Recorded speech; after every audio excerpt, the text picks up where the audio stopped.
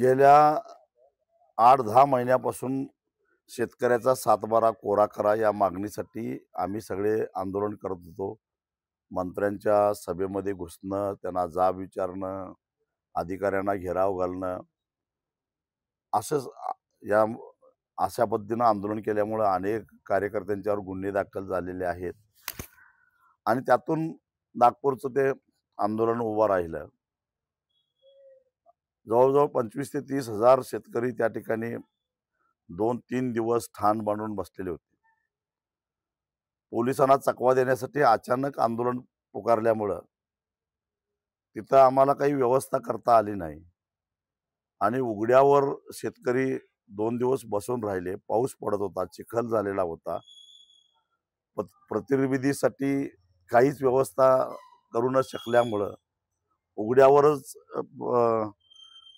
सगळे प्रतिनिधी केल्यामुळं परिसरामध्ये दुर्गंधी सुटलेली होती. चिखल झालेला होता, पाऊस सारखा पडत होता आणि वर छत नव्हतं. अशा परिस्थितीमध्ये तिथं शेतकरी तटून होते, ठामपणानं उभा राहिलेले होते. आम्ही तिथंच झोपत होतो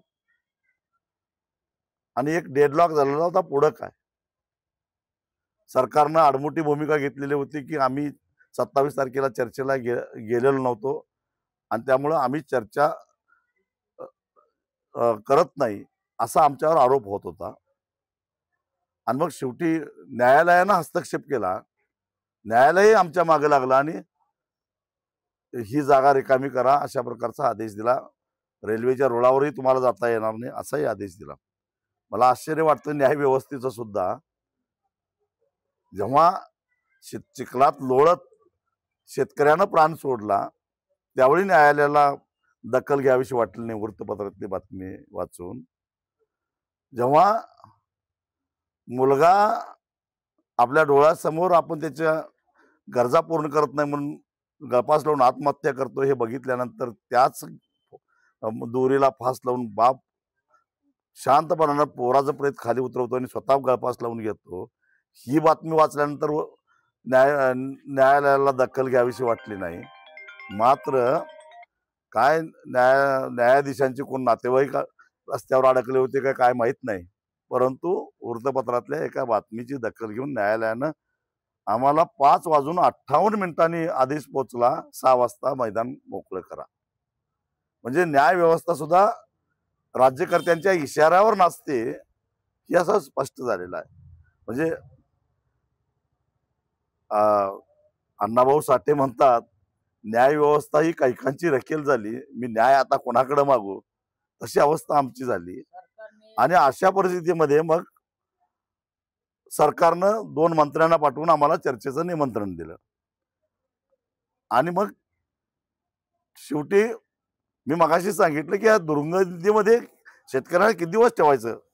साथीचे रोग उद्भवू शकतात कारण चिखलाचं साम्राज्य झालेलं होतं. आणि म्हणून शेवटी आम्हालाही एखादं पाऊल मागे घेऊन चर्चेचा मार्ग स्वीकारावा लागला. अनेकांनी उलट प्रतिक्रिया व्यक्त केल्याचं मला माहिती आहे, पण घरात बसून प्रतिक्रिया व्यक्त करणं सोपं आहे, पण प्रत्यक्षामध्ये तिथं जे आले होते आणि त्यातले बहुतेक बरेच दिव्यांग होते, ते हटायला तयार नव्हते. काही दिव्यांग तर बिचारे हातात ह्याची लघवीची पिशवी घेऊन आलेली होते. आणि अशांना या उघड्यावर किती दिवस ठेवायचं हाही प्रश्न होता. आणि त्यामुळं आम्ही मग चर्चेचं मंत्र स्वीकारलं. आणि प्रत्यक्षात चर्चेला ज्यावेळी बसलो त्यावेळी मुख्यमंत्र्यांनी, दोन्ही उपमुख्यमंत्र्यांनी आणि त्यांच्यावर असणाऱ्या 3-4 मंत्र्यांनी सरळ सांगितलं की येणाऱ्या बजेटपर्यंत तरी आम्ही काहीच करू शकत नाही. तुम्ही काही आंदोलन करा, काही करा, आम्हाला कोंडा, काही करा, आम्ही काही करू शकत नाही कारण सरकारची कर्ज काढायची मर्यादा संपलेली आहे. आता आम्हाला 1 रुपया कुठं बाहेर मिळत नाही. आणि मग आम्ही करणार काय. आम्ही म्हणत होतो 31 मार्चच्या आत शेतकऱ्याचा सातबारा कोरा करा. आणि मग बरीच वादळी चर्चा 2-2.5 तास झाल्यानंतर मग सरकारनं शेवटी आम्हाला 30 जूनपर्यंत मुदत द्या, 30 जूनपर्यंत आम्ही येणाऱ्या बजेटमधने काही तरतूद करून पैशाची व्यवस्था करतो. 30 जून 2025 ला जे शेतकरी थकीत होते, खरं तर आमचा लढा होता तो कर्जबाजारी होऊन बँकेच्या तगाद्याला त्रासून आत्महत्या करणाऱ्या शेतकऱ्यांना वाचवण्यासाठी आमचा लढा होता. आणि त्यामुळं आम्ही सरकारकडून पहिल्यांदा हमी घेतली की 30 जून 2025ला म्हणजे मागच्या गेल्या 2 महिन्यापूर्वी जे थकीत गेलेले आहेत त्यांच्या पाठीमागे कुठल्याही बँकेनं वसुलीसाठी तगादा लावता कामा नये, त्यांना त्रास देता कामा नये याची हमी सरकारनं घ्यावी.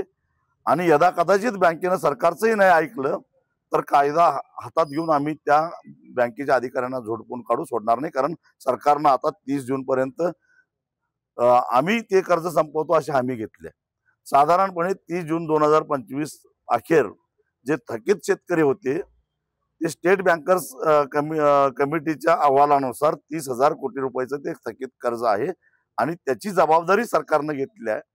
सरकारचं म्हणणं एवढंच आहे की त्याच्यामध्ये जे खरोखरच आर्थिकदृष्ट्या सक्षम आहेत पण जाणीवपूर्वक थकबाकीत गेलेले आहेत, उदाहरणार्थ सरकारी अधिकारी असतील, व्यापारी असतील, इन्कम टॅक्स भरणारे असतील, त्यांची नावं वगळता बाकीच्यांची जबाबदारी आम्ही घ्यायला तयार आहोत. आणि त्यासाठी त्यांनी अधिकाऱ्यांची एक समिती नेमली हे अपात्र लाभधारक त्यातले बाजूला काढण्यासाठी.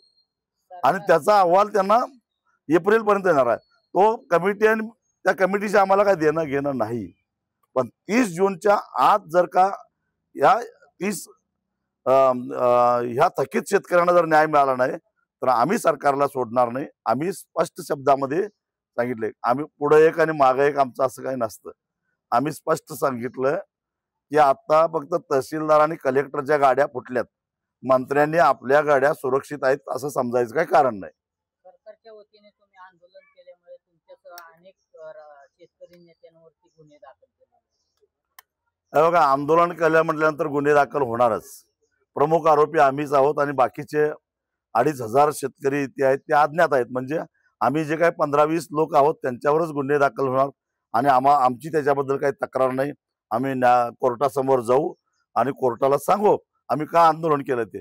जर आमच्या डोळ्यासमोर शेतकरी मरत असतील, आत्महत्या करत असतील तर आम्ही का कायदा हातात घेऊन ये. महात्मा गांधींनी आम्हाला सविनय सत्याग्रह शिकवलेला आहे आणि त्याच मार्गाने आम्ही केलेला आहे.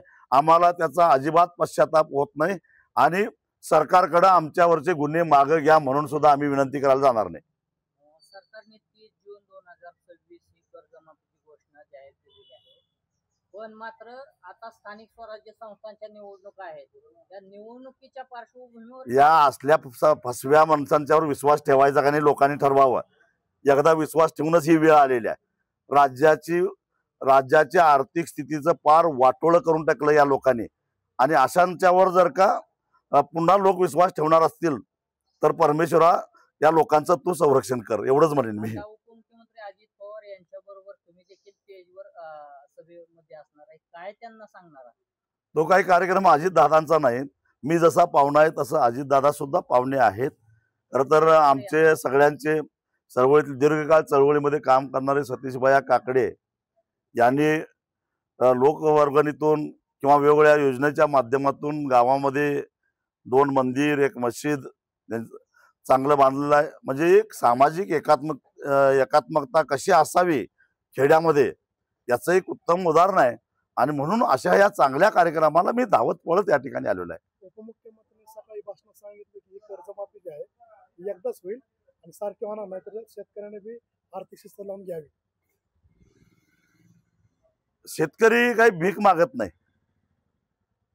मान्य आहे मला अजितदादांचं की, पण त्यासाठी पहिल्यांदा सरकार म्हणून अजितदादांनी एक व्यवस्था करावी. या महाराष्ट्रातल्या एकाही शेतकऱ्यावर उत्पादन खर्चापेक्षा कमी किमतीमध्ये शेतीमाल विकण्याची वेळ येणार नाही अशा प्रकारची धोरणं तयार करावीत. आम्ही काही भिकारी नाही त्यांच्याकडे सारखं सारखं कर्जमाफी मागायला.